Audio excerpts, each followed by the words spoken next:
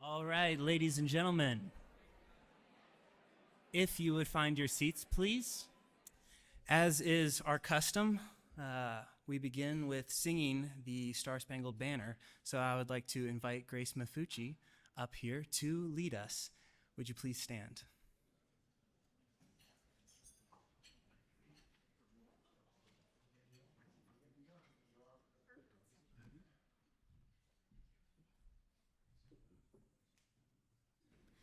Oh, say, can you see by the dawn's early light what so proudly we hailed at the twilight's last gleaming, whose broad stripes and bright stars through the perilous fight o'er the ramparts we watched were so gallantly streaming, and the rockets' red glare, the bombs bursting in air, gave proof through the night that our flag was still there. Oh, say does that star-spangled banner yet wave o'er the land of the free and the home of the brave?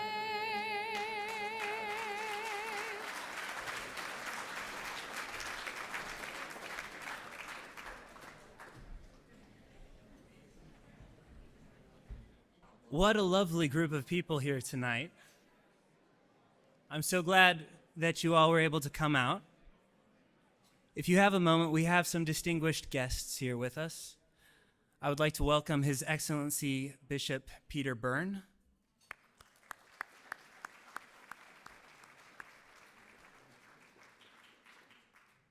Tonight we have actually 5 of our great defenders of life who we honored in past years present with us. They are Helen Alvaré, Ellen Wilson Fielding, Edward T. Meckman, George McKenna,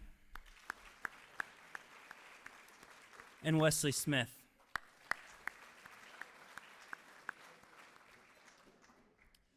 Also here this evening are members of our board, including our chairman, Mr. Jim McLaughlin.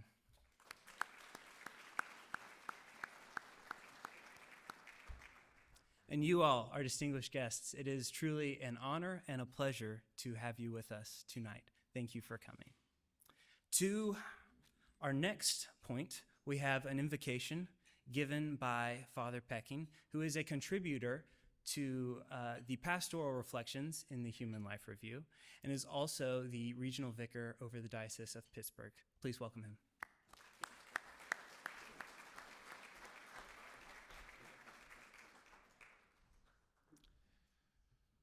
I suspect there are some Roman Catholics here, as am I, but of course not everyone is Roman Catholic, so I pray as a Roman Catholic, but part of the obligation of being Catholic is to be mindful of the whole, kata hole. That's whole with a W, not just with the H, even if it sometimes feels like the H. So I invite you to pray with me to the extent that you can by adding an amen as a conclusion. God, our Creator, over the formless and empty waters, your Spirit breathed light and life. And from a weary people, your Spirit evoked vision and beauty. Make us grateful for your work of creation. especially the gift of every human being, and most especially every child, whose presence in the womb and in the world betokens our infinite dignity and our eternal destiny. Bless those whom we honor tonight, Dr. Christina Francis and Anne Conlon, each of whom has brought light and life to those in need, imitating your divine mercy. Pour out on this gathering your Spirit, Lord and giver of life, that you may animate our fellowship tonight, that you may inspire our labors for the lives of the unborn, for their mothers and fathers, and for all who serve and protect them. Bless finally this meal that we share, that our gratitude for the honorees, for the fellowship, and for the food may serve the cause of life, now and forever. Amen.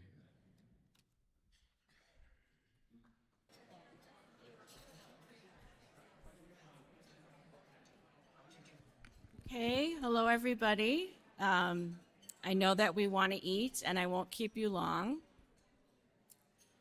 but I wanted to welcome you to our 22nd Great Defender of Life dinner. God works in mysterious ways, and sometimes ways that frustrate us. As some of you know, as we gather together to celebrate tonight, one of our stars is absent. Editor Anne Conlon, who we are saluting tonight, is unable to be here due to a medical situation with her husband, who is also part of our Human Life family, Raymond. However, let us not be sad. You will hear from Anne, from Helen Alvaré, who will read Anne's prepared remarks because she's always prepared with her edited remarks. And she will see the film of this evening, so we must show her the love and joy on our faces when we salute her. We are thrilled to be honoring our great defender of life, Dr. Christina Francis, who not only walks the walk by actively saving mothers and babies' lives as an OBGYN hospitaler, but also talks the talk as she powerfully articulates on many fronts the truth about real medicine, medicine which treats two patients.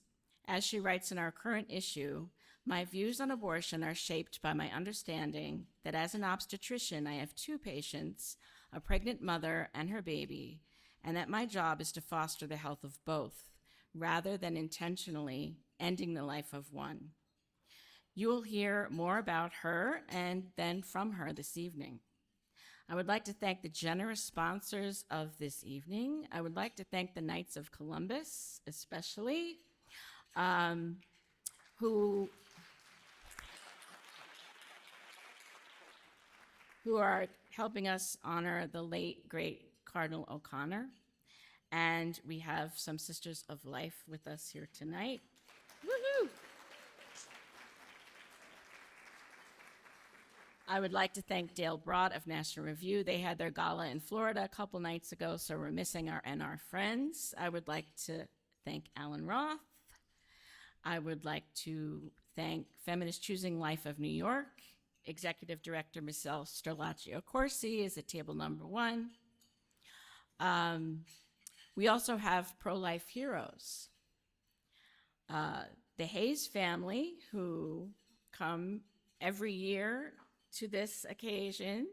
Captain Michael Hayes is honoring his late mother-in-law, Catherine Mary Ruddy. Walter Russell Jr. is honoring his wonderful wife, Joanne Yates Russell. And B.G. Carter, who also can't be here tonight, is honoring the beautiful Jane Devaney.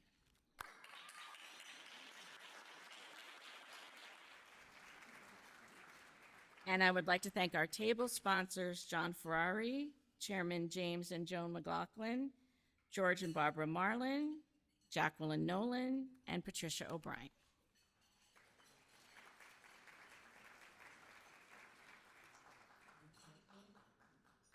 George Marlin has donated 100 copies of his new book, Political Ideologues and Their War Against the Catholic Church, on the table outside. Thank you, George, for your generosity. This has been a year of some tough losses for us. As you will see in the journal, we lost our dear friend and board member, Dana Hendershot, last March. And then we lost Pat O'Brien's dear husband and our good friend and donor, Bob O'Brien, in June. And then a few weeks ago, the sudden death of our senior editor, Bill Murkison, really caught us off guard. But it's also been a year of new opportunities. I'm so pleased to say that in October, we partnered with the Center on Law and the Human Person at Catholic University for a conference, Leading with Love, an ecumenical gathering of pro-life pregnancy care leaders to discuss faith-based ministries. Our keynote speaker is here tonight, who also happens to be the president of the March for Life, Jenny Bradley Lichter.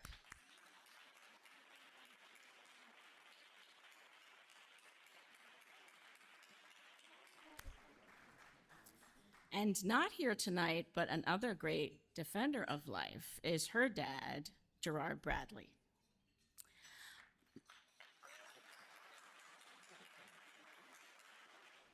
Looking to the future, I am also pleased to announce that we have 2 new editors who are already working on the winter 2026 issue. Mary Rose Somariba, an award-winning journalist, editor, and speaker, editor-in-chief of Verily magazine, editor of Natural Womanhood, former managing editor of First Things, and managing editor of The New Atlantis. She has been contributing to the Human Life Review since 2010, but she was introduced to us at a very, very early age, as her parents have subscribed to the review since its founding.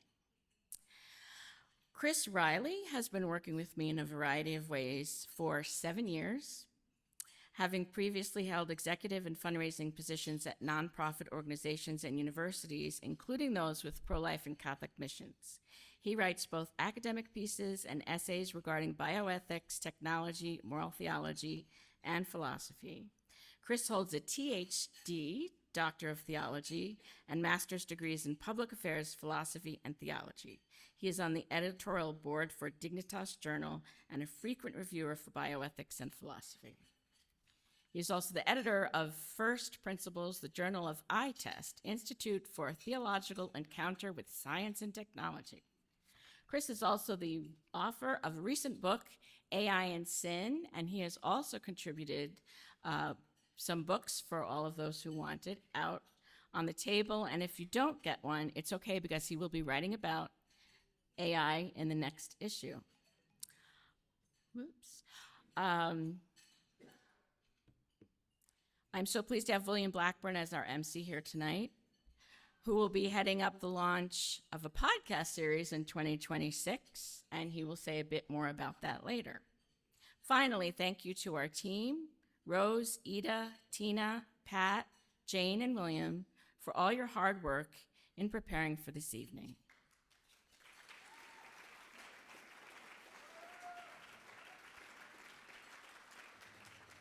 So now I'll let you enjoy your dinner, and William will be back in a while.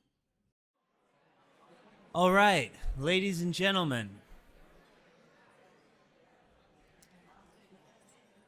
I see we have dessert coming out. I hope that you're enjoying that. Let me take a second to introduce myself. My name is William Blackburn. I'm the son of Ross Blackburn, who actually is a contributor, thank you, to the Human Life Review. I will tell you, my first Great Defender of Life dinner that I came to, I was 13 years old. Dad brought me out. I was the youngest person, well, almost the youngest person there at the dinner. And ladies and gentlemen, Miss Oklahoma was also at the dinner. And from that point on, needless to say, I was smitten with the Human Life Review. which leads me to where I am today, and now I get to work with the Human Life Review, which is an incredible honor. For those of you that don't know, the Human Life Review was begun in 1974. J.P. McFadden begun it in response to Roe versus Wade. And one of the primary goals of the review was to be a quarterly journal that would document issues of life in America. I've worked for a couple different nonprofits, and one of the things that is special and unique about the Human Life Review is that not just is it a vision, but it is a family legacy. Maria McFadden Mcfucci, his daughter, picked up after he left off and leads us to where we are today, over 50 years after the founding of the Human Life Review. So, a hand for Maria.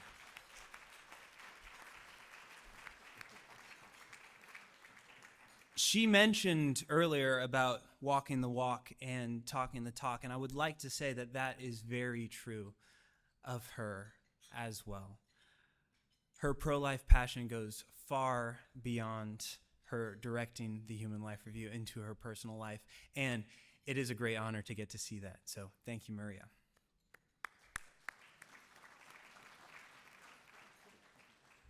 But this legacy of the Human Life Review, it's also a legacy that you all are a part of. We're not a huge foundation with an endowment. We don't run primarily off of large grants. We run off of you all, the donors who give to us, support us, and bring us to where we are today. And so much of the lifeblood of the Human Life Review is in this room tonight. So thank you all.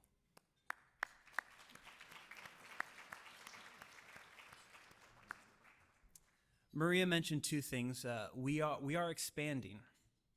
And by expanding, I'm going to mention the two things that we're expanding into.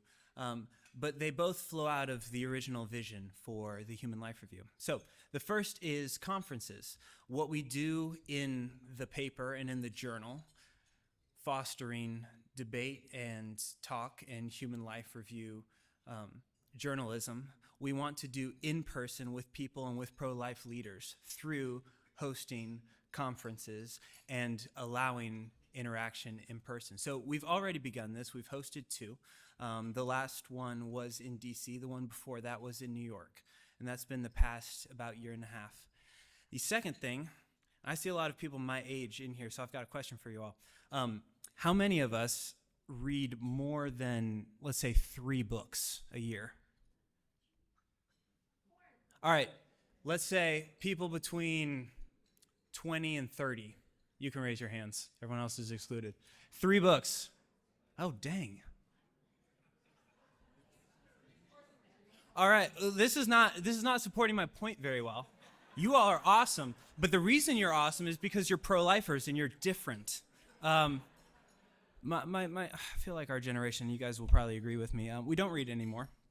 And therefore, if we want to be reached, it's going to have to be through a different medium. And so in 2026, we will be launching the Human Life Review podcast. And thank you.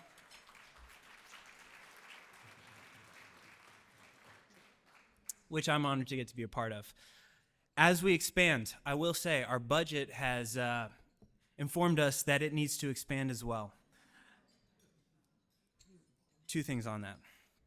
The first is, if you have been supporting the Human Life Review and either of these 2 projects you connect with and might be on your heart, then we would ask that you would give more. Because the reason that we are here today is because of our donors. If we expand, it will also be because of our donors. And we are humble and grateful for that. But we also ask because these are expensive endeavors. The second thing is, we are a smaller nonprofit. And so if there's anyone coming to mind in your head right now that is like someone that would connect with us and connect with our vision that currently does not know us, please pull either myself or Maria aside before the end of the night, because I would love to get in contact with them and share the vision of the Human Life Review. We'll say also, if you do not subscribe to the Human Life Review, the quarterly journal, we do have some envelopes on the table. They are either for donations, or if you haven't subscribed and you would like to, please leave your information in there and we will follow up with you there. Now, it is my honor to welcome up to the podium Mrs. Helen Alvaré. I will say, she holds the Robert A. Levy Endowed Chair in Law and Liberty at the Scalia Law School, George Mason University. That's very intimidating. Last year, she was not able to make it because Amtrak, we think it was Amtrak, it might have been the devil, but held her up an hour outside of New York. So we are very glad and grateful that she is here tonight. And would you please help me welcome her to the stage?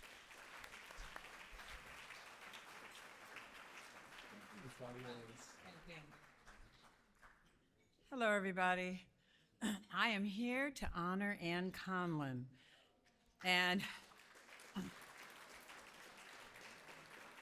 as Maria told you, she is not able to be with us tonight. So you have to suffer not only through my honoring Anne, but I am reading Anne's presentation to you. So I'm sorry for so much of my voice in your ear. If I was going to do Anne's voice, I would have to be way chicer and cooler than I am. So let me begin by saying that I am at a loss to know how I received the honor of honoring and introducing Anne. Even if I wasn't familiar with her intellectual heft and her skills as an editor, I would have felt insufficiently cool to preface a woman that I've always put at the top of that pyramid. Her demeanor, her way of speaking, her resume, her style, wow. She had me the very first time I met her wearing all black in a Manhattan kind of way.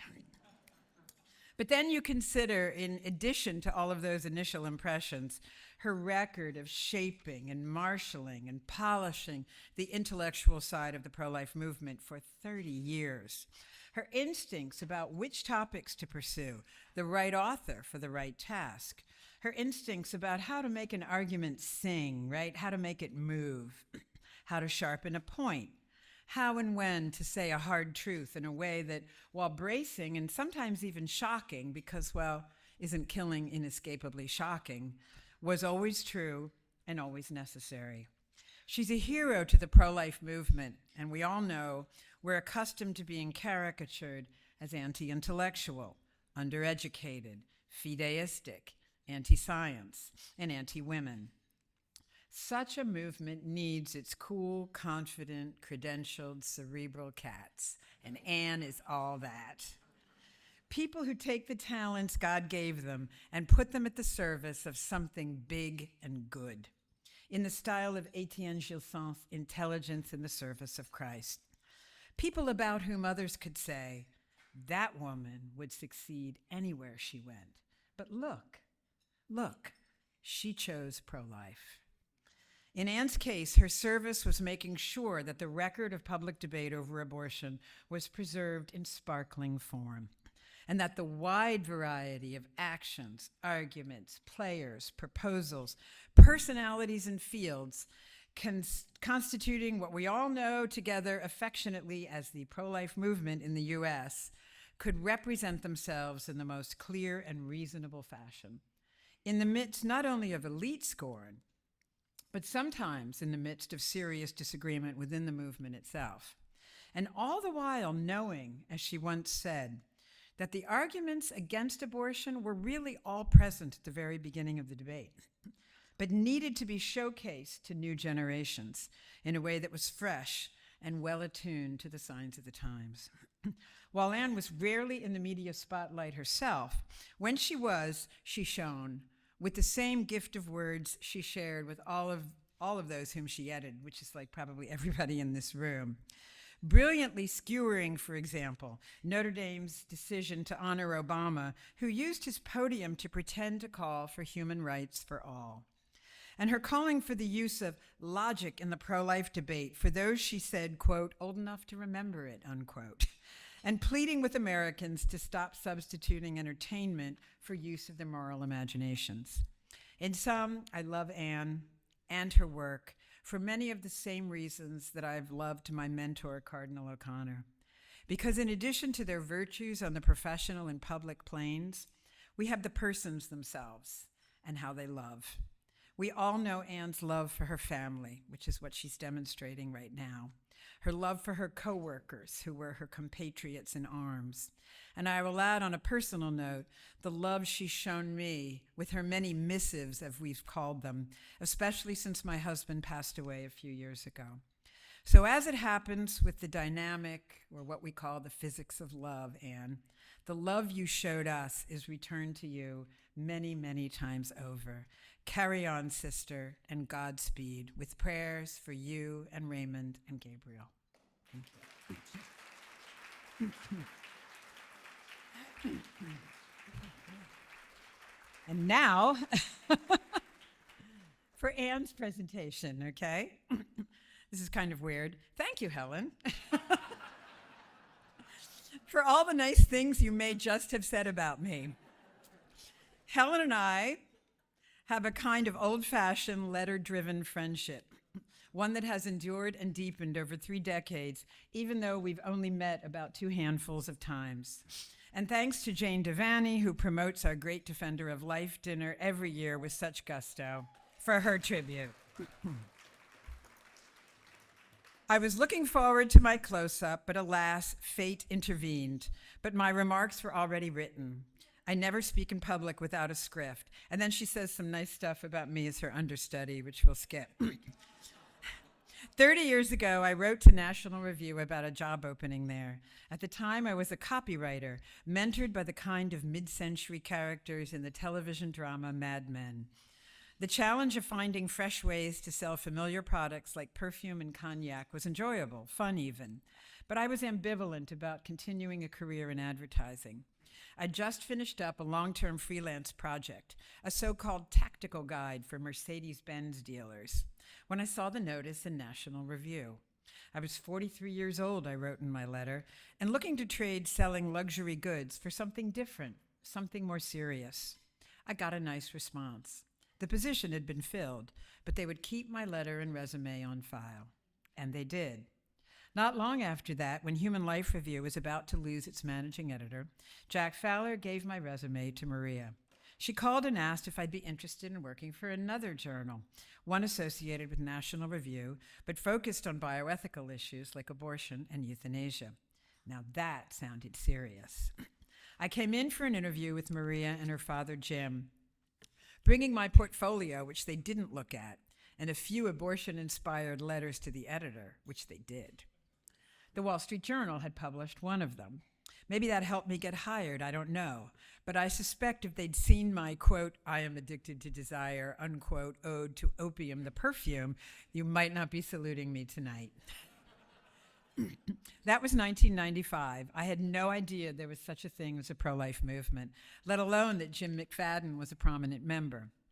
Jim, who would die 3.5 years later, was then 2 years into his life with cancer. The disease was baggage he brought to our relationship, gallantly brought. I remember him joking about his strong heart and lungs and how physically fit he otherwise was.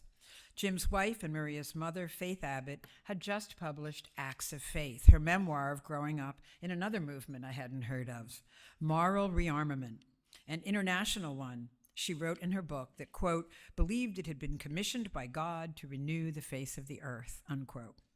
Faith was a senior editor and frequent contributor to the Review, but she mostly worked at home back then. I met her the first time here at the Union League Club at a book party in her honor. A gracious woman with a beautifully lined face and an impish smile. She really did have me at hello. By the way, we did not coordinate those lines. And all the way to goodbye. When she died in 2011, after her own valiant bout with cancer, she was a cherished mentor and friend. Fast forward to 2025, I told Maria in January I would be retiring at the end of the year. It was a hard decision, but prompted by personal responsibilities that made it inevitable. When she told me I'd be saluted at this dinner tonight, I was touched and terrified. What to say? What to say to Maria, especially, who, along with her father, took a chance on someone who abhorred abortion but had no publishing experience, hiring on the spot and later honoring me with the title of editor. What else to say but thank you. Thank you, Maria and Faith, for bravely, I will try not to cry, for bravely carrying on after Jim's death, sparing me having to look for another job, knowing full well I would never find one I could love as I had come to love this one. Thanks to Ellen Wilson Fielding, our senior editor and magnificent essayist, who mentored me in the fine art of editing. My nickname for her is Ezra, after Ezra Pound, to whom Eliot dedicated The Wasteland, calling him Il Miglior Fabbro, the better craftsman, which indeed Ellen is. And thanks to Mary Meehan, our now retired senior editor and model of dedication to the pro-life cause.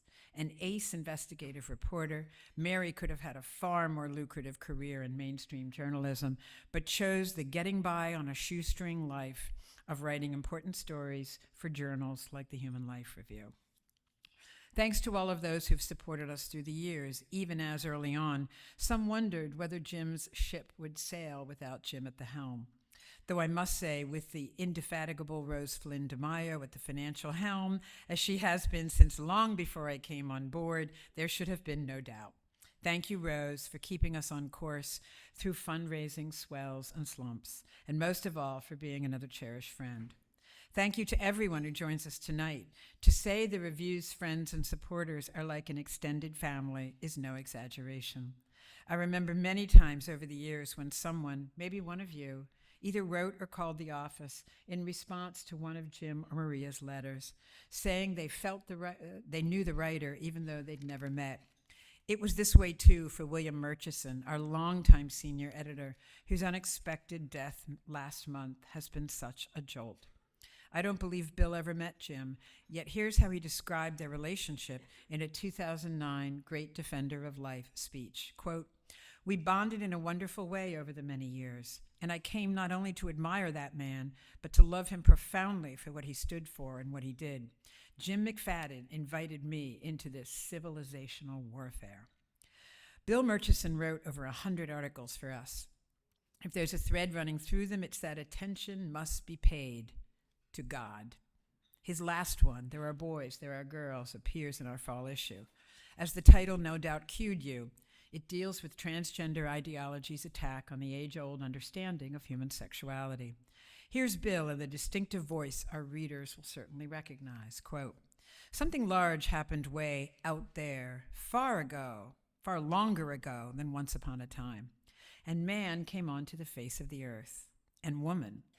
The Old Testament tells the story in a fashion that is not exactly second nature to grasp in its fullness and beauty, but which never surrenders our attention. We're still working through it all, putting in place pieces in a gigantic puzzle unlikely to be solved, at least by us.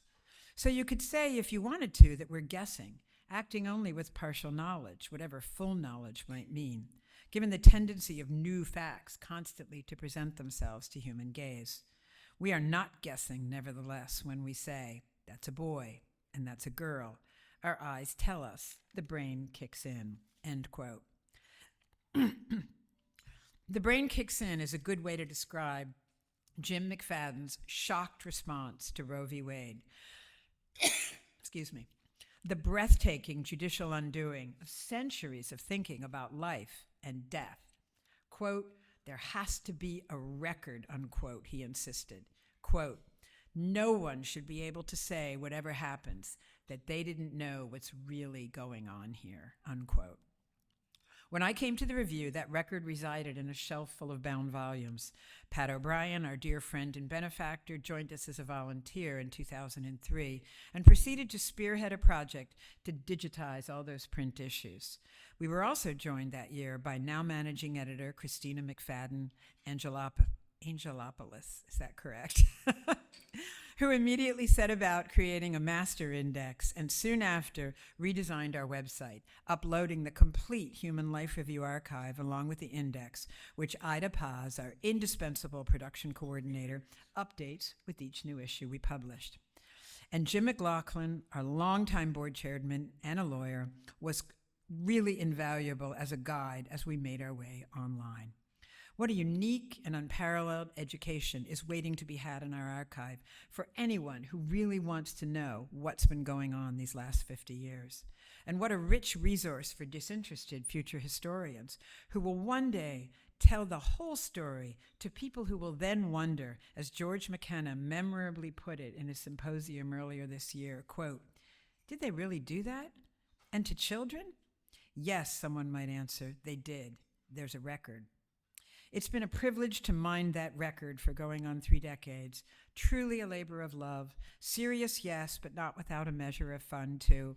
I wish Mary Rose, Samariba, and Chris Riley, the review's new co-editors, all the best as they take over for me. And I send Dr. Christina Francis, who's so deserving of the honor about to be bestowed on her, a heartfelt thanks for all she's doing to remind the professional medical associations that they are in the business of life, not death. My husband Raymond and son Gabriel and I have been living in medical world these last several days. I'm happy to report our experience at the ground level has been good and that the patient is on the mend. Good night. Thank you.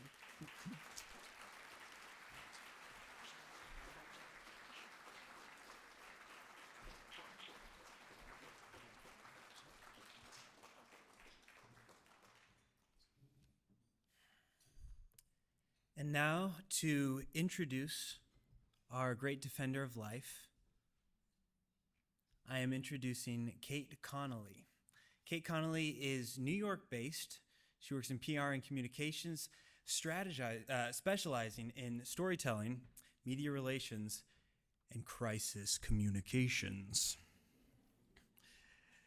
She's held leadership roles in the National September 11th Memorial and Museum, St. Patrick's Cathedral, and the Archdiocese of New York, and now co-leads the boutique agency Honor and Gold.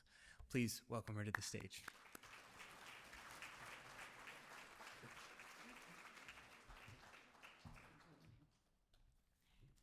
Thank you, William. Thank you, Maria. It's an honor to be here. I'm also a reader from childhood, and my parents are longtime supporters. So I'd like to start with just a very short anecdote as I introduce our honoree. A few years ago, I found myself in great need of a life-affirming physician. The doctor giving me the diagnosis for my son said only this: most women terminate when they receive this diagnosis. He offered no words of comfort and no alternatives. Walking away, my husband and I were heartbroken for many reasons, and one of them was the stark realization that women receiving diagnoses like ours often don't stand a chance. If we had not already been pro-life, we might have simply followed the advice of our doctor. Doctors, especially OBGYNs, are on the front lines of the fight to protect both women and their preborn children. We need physicians who are willing to find solutions other than death, solutions that affirm life, even in the face of hardship, uncertainty, or fear. It was through my work with PESH, the public relations firm that represents the American Association of Pro-Life OBGYNs, also known as APLOG, that I had the privilege of getting to know one such physician, Dr. Christina Francis. Dr. Francis is a board-certified OBGYN and OBGYN hospitalist, and the CEO of APLOG, the largest life-affirming medical organization in the world with more than 8,000 members. She has always had a passion for human rights, spending years in various countries working tirelessly on behalf of women and children. She served for 3 years as the only OBGYN at a mission hospital in rural Kenya, before returning to the US to continue her work for women and children, both here and abroad, who are too often victims of the abortion industry. Her writing has appeared in the Wall Street Journal, Newsweek, and USA Today, and she has been interviewed countless times. In addition to her role at APLOG, she's an associate scholar with the Charlotte Lozier Institute, a board member of Indiana Right to Life, and a physician member of the Abortion Pill Reversal Network. Dr. Francis is an incredible physician, leader, and dear friend. And it is my great honor to introduce her this evening as the recipient of this year's Great Defender of Life Award. Please join me in welcoming Dr. Christina Francis.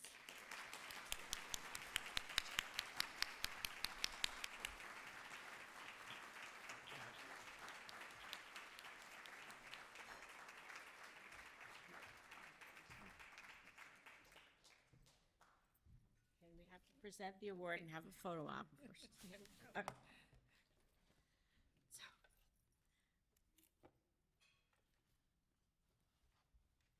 It is a silver frame engraved to you with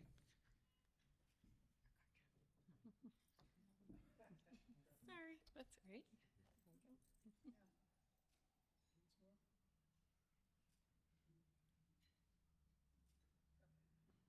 Congratulations.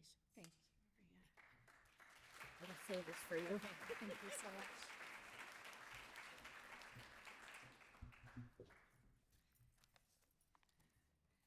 Thank you so much, Kate, for the kind introduction, and thank you for not making me cry right before I had to get up here. So it has truly been an honor and a privilege to work with Kate and her husband, Stephen, and our entire team at PESH, our amazing communications team. And I'd like to thank Maria and the entire team at Human Life Review and the Human Life Foundation for the amazing honor of being selected to represent pro-life medical professionals who are being honored tonight as great defenders of life. And I truly do see myself tonight as a representative of so many who are standing boldly in our profession for life.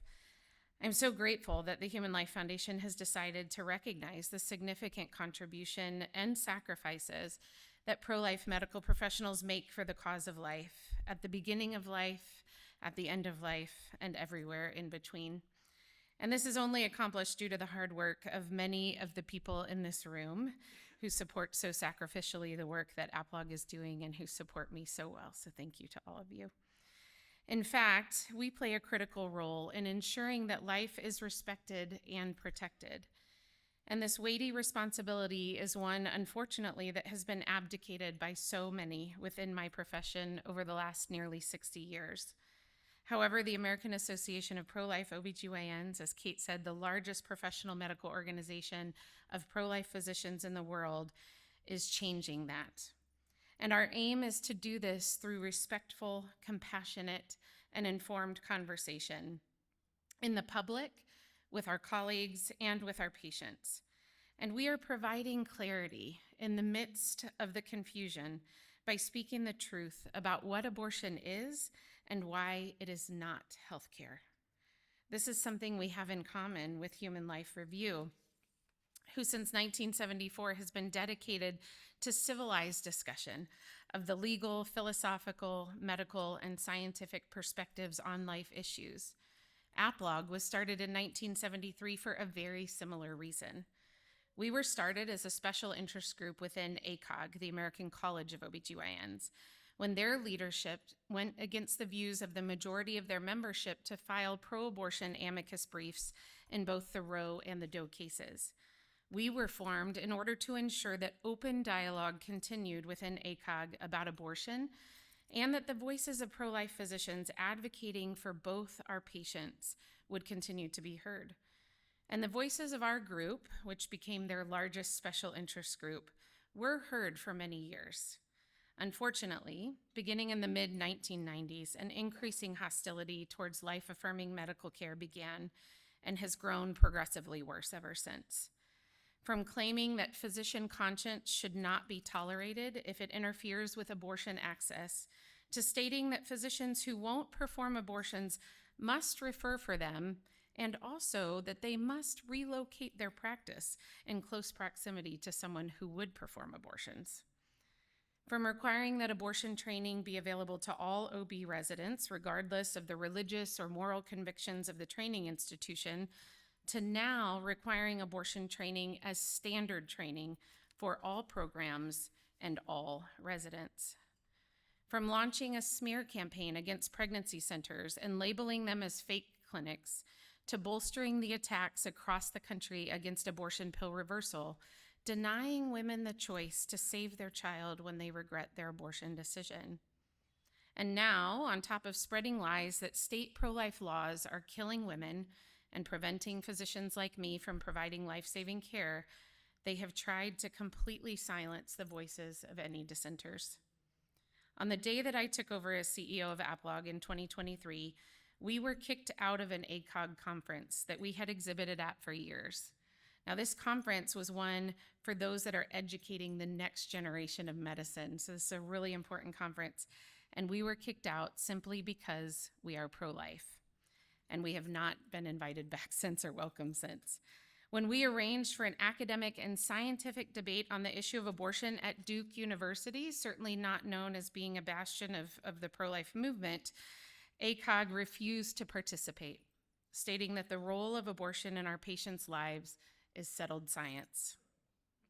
And to try and ensure that all OBGYNs would be scared to say anything other than full endorsement of induced abortion after the Dobbs decision, our board certification entity has threatened to revoke the board certification of any OBGYN found to be spreading mis or disinformation about abortion or any other essential healthcare service. All of this, despite the fact that induced abortion, which intends the death of my fetal patient, carries zero health benefits for my maternal patient and often causes significant mental or physical harm for her. It also directly contradicts the oath that I took as a physician to never intentionally harm or kill my patients. And these are just some of the reasons that 76 to 93% of OBGYNs actually don't perform abortions. Abortion is not a political issue. It is a moral and human rights issue that has been politicized. And this politicization has caused deep divisions in our culture as well as in my profession. And it is harming countless women and children. So how do we begin to heal that division and help others see the beauty of life and the benefits of life-affirming healthcare? I think that it's by having respectful and thoughtful dialogue and, when needed, debate, first with those in our sphere of influence and then in the larger public square. These are often not easy conversations to have, but have them we must. The good news is that there are some simple tools and crucial information that we can utilize to help make these conversations fruitful. I was trained up in the pro-life movement by an amazing pro-life apologist who some of you might know, Scott Klusendorf. He says that the case for life centers around a simple syllogism.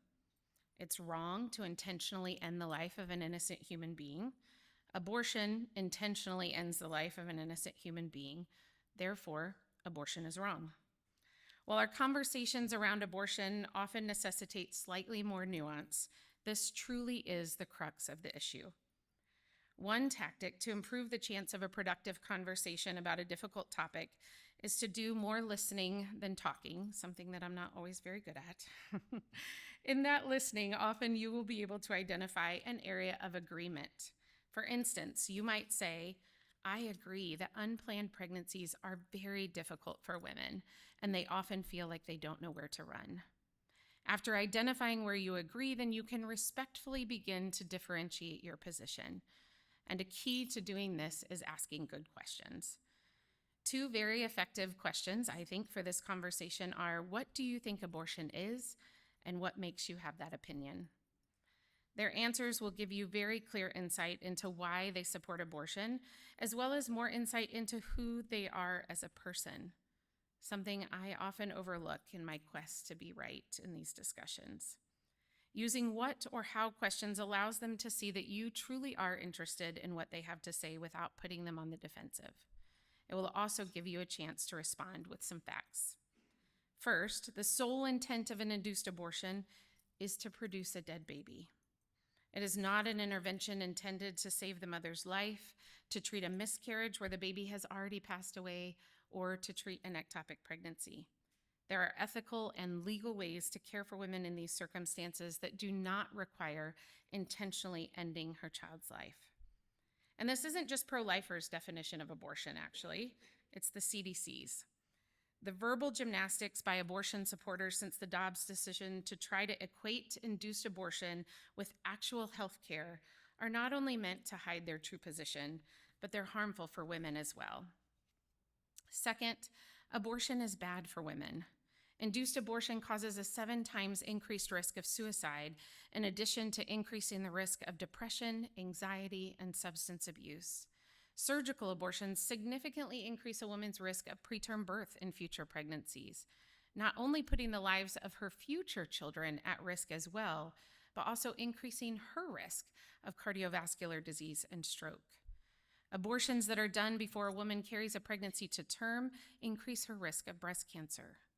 And currently, approximately 2/3 of abortion are being done via dangerous abortion drugs that are often dispensed online with no medical supervision, increasing women's risks of complications like hemorrhage, infection, and death, as well as of forced abortions, which we've heard many stories actually recently. This is not empowering. It's demeaning, harmful, and deceptive. And women and their children deserve better. This is something that we should all be able to agree upon. It is anti-feminist to tell a woman that the only way she can succeed in life is to deny the miracle of the life of her child and to intentionally end that life. Abortion is a very temporary Band-Aid that makes us lazy as a society and as a medical profession. Rather than do the hard work of finding real solutions or improving medical treatments, abortion is touted as the panacea for everything. The pro-life physicians that I represent tonight care deeply about our patients, and we understand that the true purpose of medicine is health, healing, and wholeness. We understand that pregnancy is not a disease and death is not healthcare. And we understand that though the laws in many states have changed, hearts and minds need to change even more. I know that seems like a daunting task, but I personally draw encouragement from the words of apologist Greg Kokel, who said that our job when we have hard conversations is not to change that person's mind. That's God's job. Our job is to put a pebble in their shoe so that when they leave that conversation, they can't stop thinking about it. This we can accomplish through exemplifying the beauty and the benefits of life-affirming as opposed to death-glorifying healthcare, and through having winsome, robust, and respectful conversations, even when it's hard and even when it's personally risky. And I do have to tell you that for our physicians especially, we've often said that physicians on the other side of this issue risk nothing when they speak out. Our physicians risk everything. And I know that it's scary for them at first, and for everyone in this room probably, but it just takes compassion, a commitment to truth, and a little bit of courage. I will close with an excerpt from Alexander Solzhenitsyn's essay, Live Not by Lies, because I think it's as pertinent now as it was when it was written in the 1970s. He said, quote, "The simplest and most accessible key to our self-neglected liberation is this: personal non-participation in lies. Though lies may conceal everything, though lies may control everything, we should be obstinate about this one small point. Let them be in control, but without any help from any of us. It is the easiest thing for us to do and the most destructive for the lies, because when people renounce lies, it cuts short their existence. Like a virus, they can survive only in a living organism. This would not be an easy path, but the easiest of all possible ones. Not an easy path, but there are people among us, dozens of them, many in this room, who have been observing all these conditions for years and who live by the truth. Therefore, you will not be the first to take this path. You will join others. It will be easier and shorter if we embark on it in great and friendly numbers. If we are in thousands, it will not be possible for them to do anything to anyone. If we are in the tens of thousands, we will not recognize our own country." End quote. May it be so. Thank you.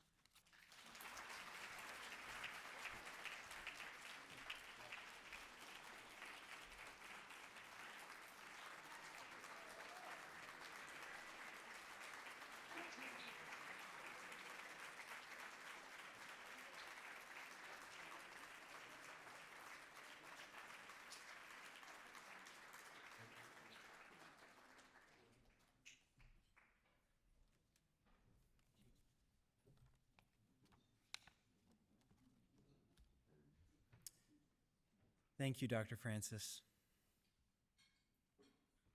I feel like that talk serves as an incredible guideline, especially to my generation, for how to approach pro-life conversations.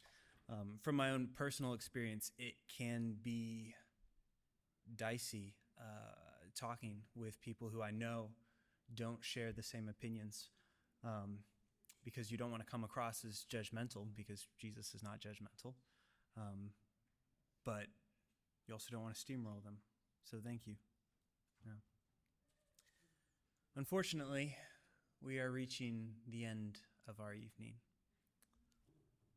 I'm so glad that all of you were able to come out and join us tonight. This has been a truly joyful time for us here at the Human Life Review.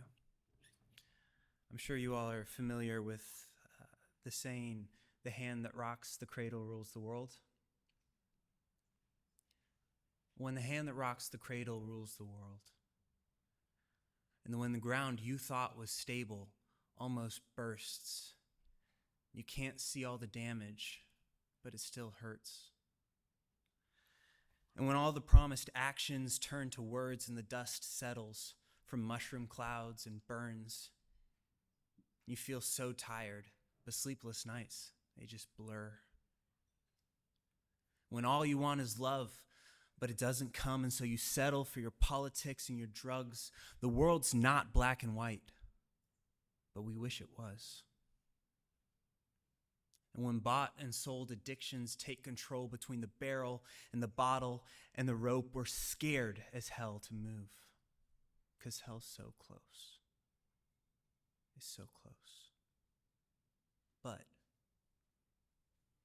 when the hand that rocks the cradle rules the world, then every baby boy and baby girl will laugh in awe, in wonder, and feel their worth, because the hand that rocked the cradle made their world. Thank you all. Good night.